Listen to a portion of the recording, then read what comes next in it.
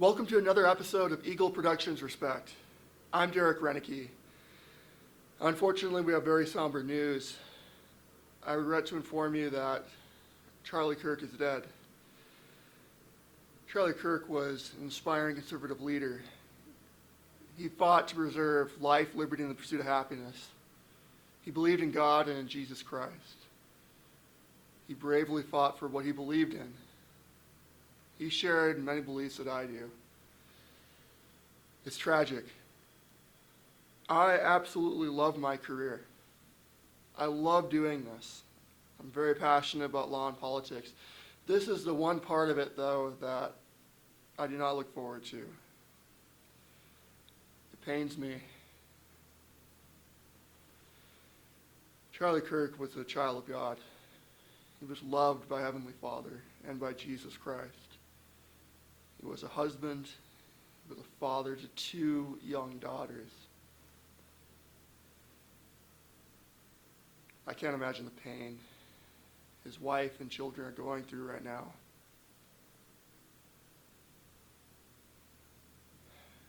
In my life, through the love of God and grace of God, I've survived emotional, physical, verbal abuse, narcissistic abuse, school bullying.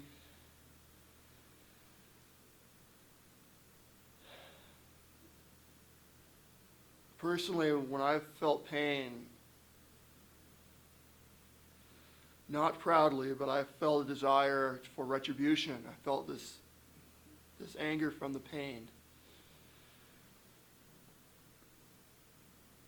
In history, there's been too many children of God murdered. Yes, God has a plan for each one of his children. I also know he's commanded his children not to murder. This does not please him. God's way is not murder. God's plan is not murder. It is so devastating that this happens.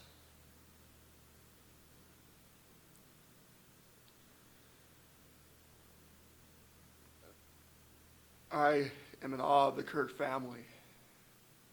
How they're processing and handling this is incredible. There's no reports of any public angry statements, fury demanding retribution. Yes, it's right that the perpetrator who murdered Charlie Kirk and anyone, if there is anyone who facilitated this, should be killed. The death penalty is right when someone else takes the life of another human being.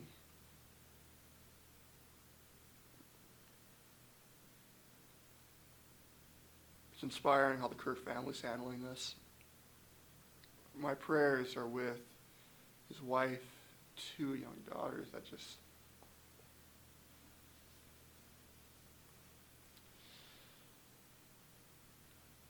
And his family and every single person that loved him. I want to commend law enforcement and every individual who strove to protect human life, both on that day and throughout the world, and also who are currently now striving to protect human life and are striving for justice. With that said, it is frustrating that the perpetrator has not been caught.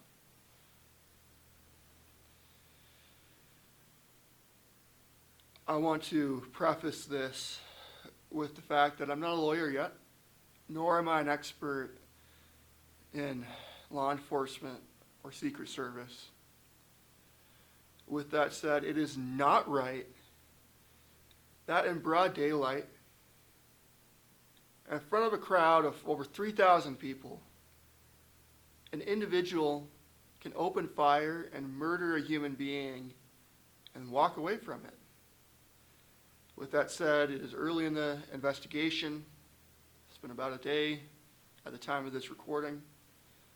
With that said, it is unacceptable in my opinion.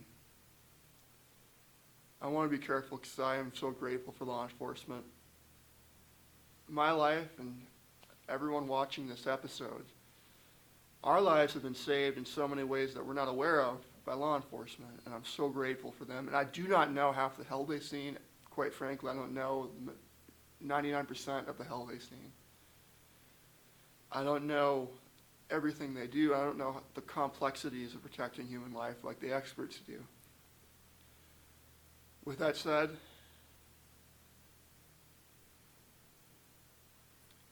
I right now take religious classes from Utah Valley University. I'm somewhat familiar with the campus.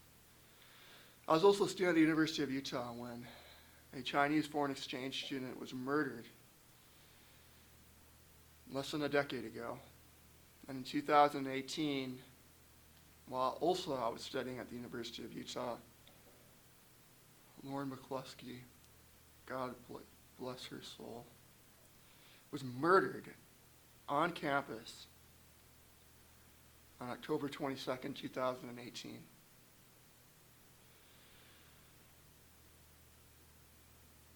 Public universities are public spaces, just like public schools are. I was born in Minneapolis. Just weeks ago, 2 children were murdered in Minneapolis. The day of Charlie Kirk shooting, there was also another school shooting in Colorado.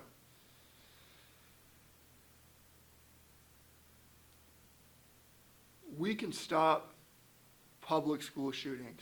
We the people can. Private schools are a little bit different. And unless we own the school in some capacity, we don't have any authority. It's private property. Public schools we do, though. As United States citizens, as taxpayers, we can. We can stop this. To stop school shootings is very similar. Well, not exactly. Excuse me, it's not very similar to stopping university school shootings. Stopping public school shootings we can do. Charlie Kirk was an incredible leader. He's in the field that I'm just beginning in. I look forward to meeting him in the next life. God be with them until that day. I, in fact, had a ticket to that event that happened yesterday as of the time of this recording. Here is a image of the electronic scanner ticket that I would have used to get in. A very dear friend of mine invited me to go, and where he was standing with his friends, he was only 20 feet away from Charlie Kirk when he was shot. Likely, if I would have went, I would have been 20 feet away. I even had plans to go. Through God's protection, I did not attend that.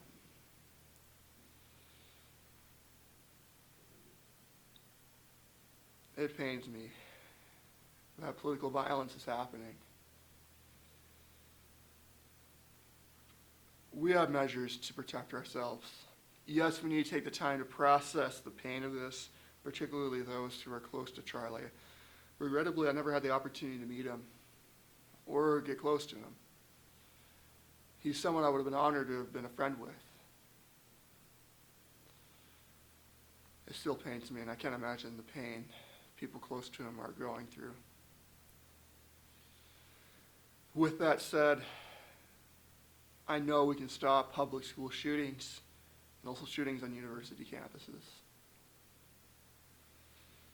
Here's how we can do it. Public school shootings, every public school must have only one entrance and one entrance only. Every window must be bulletproof. No exceptions and no excuses. There must be only one entry level into the school, hence that entrance. Vents, air, things like that. We can allow airflow to get out and heat and different things like that and air conditioning to cycle through while also making it impossible for a human being to enter through those. On playgrounds, any place of grounds such as on a building or anywhere nearby, we should have eyes on potential targets. There must be open areas around within a reasonable shooting distance. And by reasonable, if a U.S. sniper can do it, it's reasonable. Anywhere near that school, open spaces. There must not be these wooded areas where shooters can hide in or things like that. It pains me. I wish we could live in a society that was not the case, but we don't. Just as we as the human race have adapted and evolved to go from having protections for nuclear weapons, where we must stop nuclear weapons. If we could stop nuclear weapon warfare, Russia would be out of Ukraine this very minute. At least it would be possible for us to get them out without the threat of mutual assured destruction. Before World War II, if you look at warfare, for example, in the Revolutionary War, they used muskets. The first automatic weapon was introduced during the Civil War. The telegraph was introduced during the Civil War. And then trench warfare during the World War I. And then also, during World War II, there's further advancements with tanks, for example. And then helicopters to transport injured individuals. That came during the Korean War.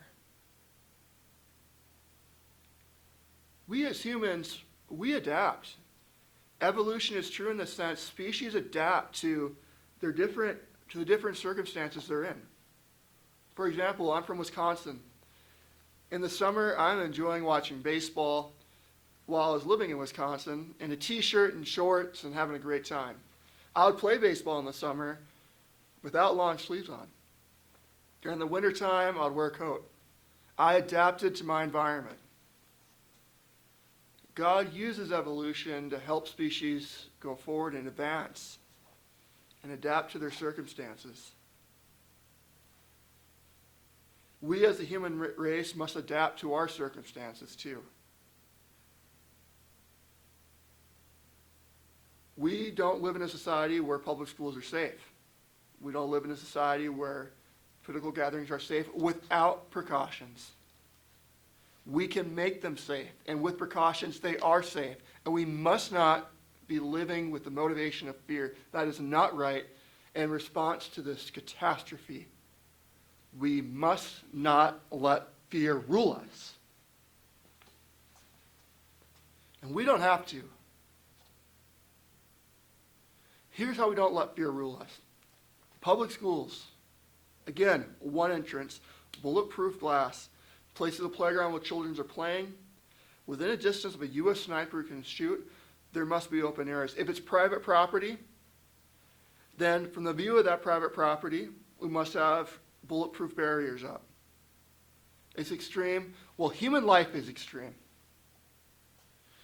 Not a single child attending a public school should be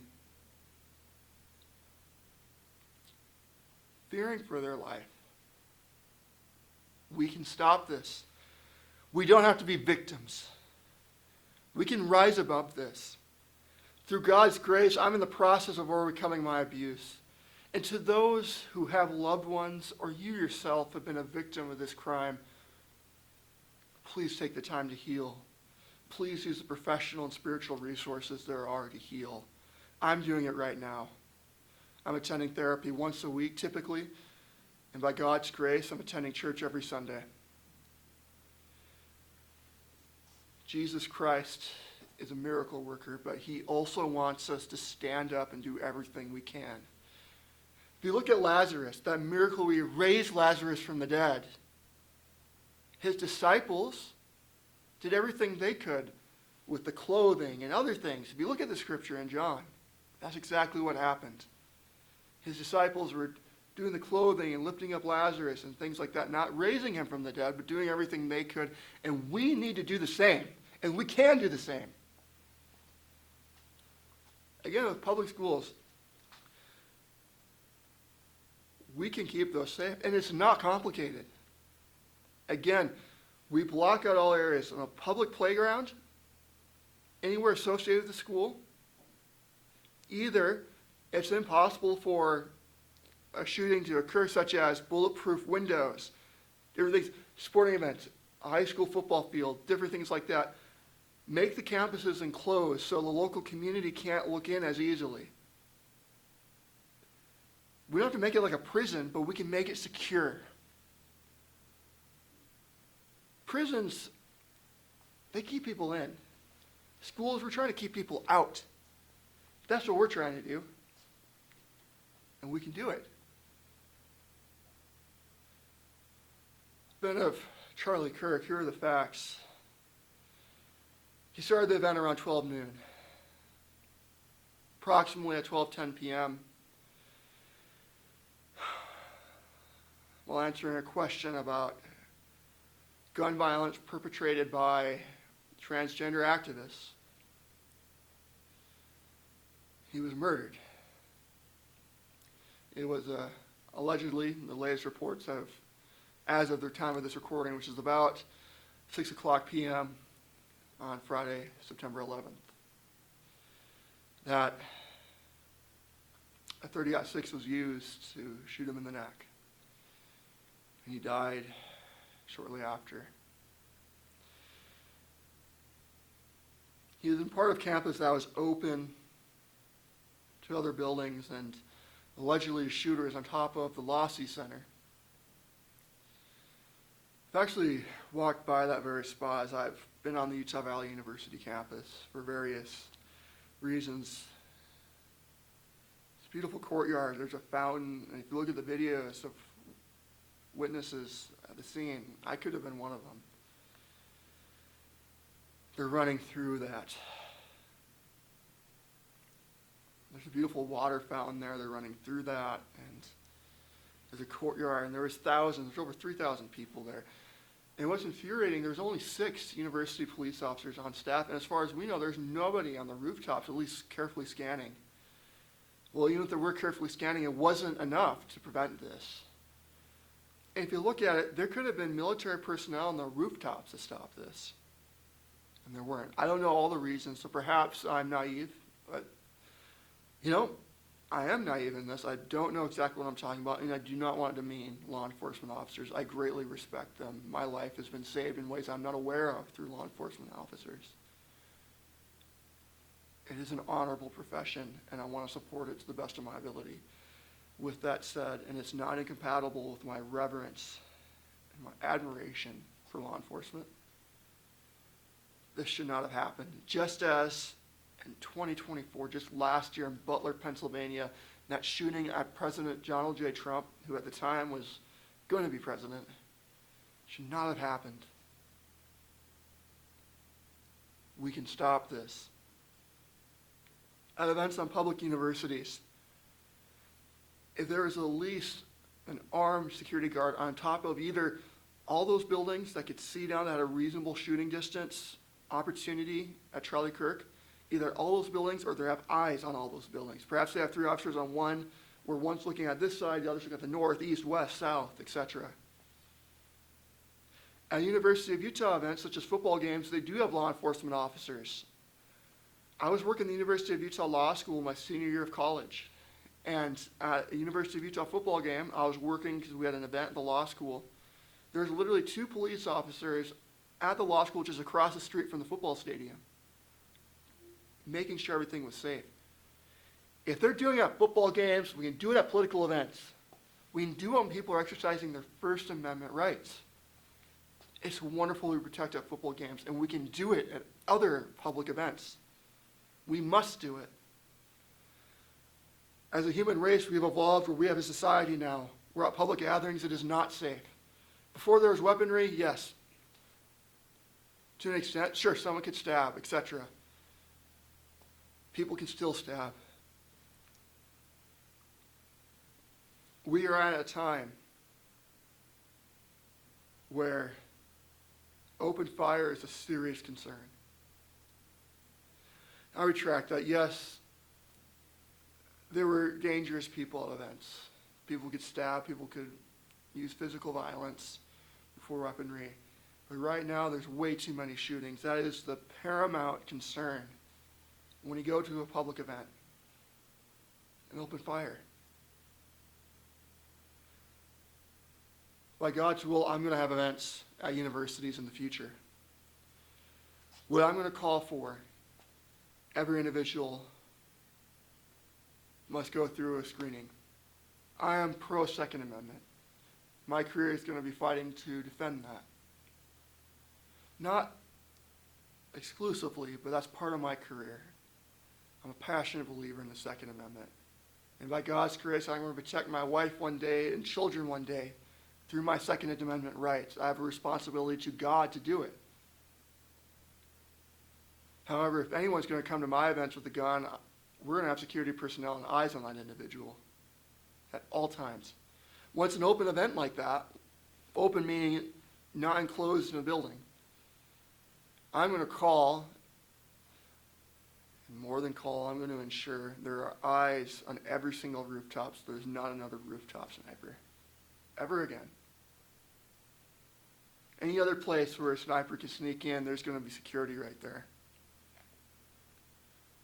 We as humans have incredible capabilities. And we can use these capabilities for good to protect other people. Let's do it. Because we can do it. We can hope. Yes, it is a dark, somber time. It hurt me so much. I can't imagine people who are actually close to Charlie Kirk.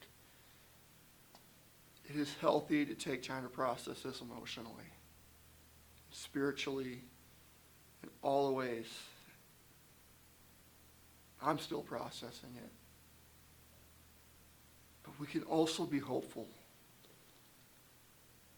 We can ensure there's never another public school shooting again. We can ensure there's not a political shooting if people take certain precautions. Same with school shootings.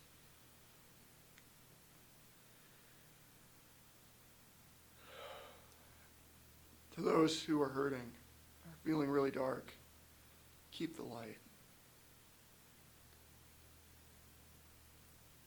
Keep hope. We can stand for freedom. We can stand for human life and not let any more abortions happen, not let any more government intervention to stop life, liberty, and the pursuit of happiness on individuals who are not infringing on the rights of others. We can have a strong military, and we can eradicate our national debt. We can stand up to China. We can allow prayers to be done in schools. We can preserve the sanctity of marriage between one man and one woman.